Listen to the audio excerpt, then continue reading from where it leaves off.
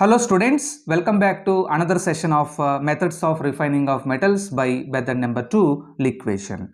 So liquation method is used for refining of metals with low melting point compared to the impurities in the metal.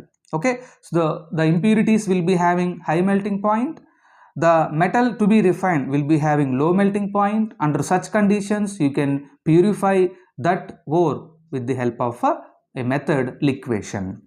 Okay, what are the metals that are having low melting point when compared to the impurities present in them? So those metals are lead, tin and bismuth. So these three metals are having low melting point compared to the impurities that are already present in the ore. Okay, right. So to carry out this liquation process, you need a reverberatory furnace. So this is the diagram of reverberatory furnace, a reverberatory furnace, and this reverberatory furnace is having a sloping surface. You can see here a sloping surface and an inlet and an outlet, and the outlet is connected to a collecting flask or a beaker collecting thing. Okay, right. Then this reverberatory furnace is having heating box where the fire is heated. So the fire will be generated in the heating box so that the entire crude substance will be melted. Okay, so the mechanism is very simple. Just introduce the crude metal into the sloping surface of the reverberatory furnace. Okay, right. So the crude metal which is having low melting point will be heated and it will convert into the liquid. So the liquid will pour into the collecting flask. Okay, whereas the impurities which are having high melting point, they will be left behind on the reverberatory furnace, on the sloping surface of the reverberatory furnace. The infusible impurities are left behind, whereas the pure metal will pours down into the collecting flask. So that is how you are going to separate the pure metal from the infusible impurities by heating them in the reverberatory furnace.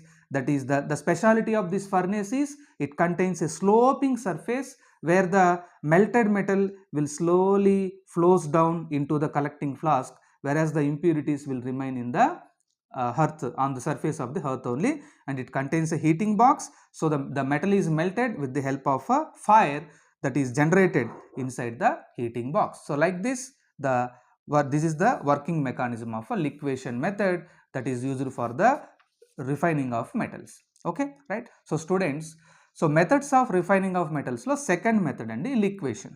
So లిక్వేషన్ method ఎప్పుడు మనం చేస్తామంటే ఎప్పుడైతే మెటల్స్కి లో melting point ఉంటుందో, దేంతో compare చేస్తే ఇంప్యూరిటీస్తో compare చేస్తే, అంటే ఆ ఓర్లో ఇంప్యూరిటీస్ ఉంటాయి, ఆ ఇంప్యూరిటీస్ కన్నా మెటల్స్కి లో మెల్టింగ్ పాయింట్ ఉంటుంది. అంటే మెటల్ చాలా తక్కువ టెంపరేచర్ దగ్గర లిక్విడ్గా మారిపోతుంది, ఇంప్యూరిటీస్ వచ్చి ఎక్కువ టెంపరేచర్ దగ్గర లిక్విడ్గా మారుతాయి. సో అటువంటి కేసెస్లో మనం ఏం చేస్తామంటే కొద్దిగా టెంపరేచర్ రైజ్ చేస్తే ఆ metals like lead, tin, bismuth, ఈ మెటల్స్ లిక్విడ్స్గా మారిపోతాయి, ఇంప్యూరిటీస్ మాత్రం సాలిడ్ స్టేట్లోనే ఉండిపోతాయి. ఓకేనా.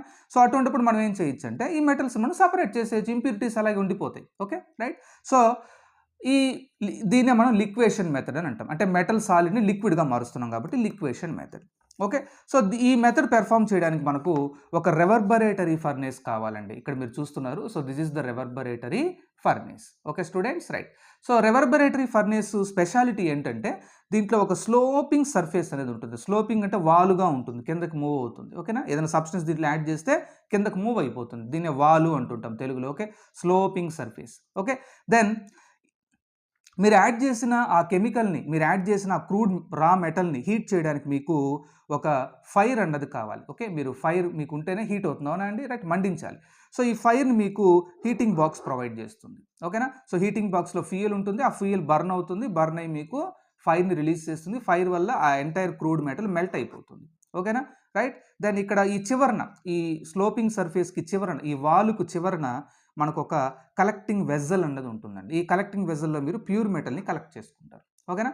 సో ఎప్పుడైతే మీరు వర్కింగ్ మెకానిజం అప్పుడు ఈ రెవర్బరేటరీ ఫర్నేస్లోకి మీరు క్రూడ్ మెటల్ యాడ్ చేస్తారు. ఓకే, ఆ స్లోపింగ్ సర్ఫేస్లోకి మీరు ఇంట్రొడ్యూస్ చేస్తారు.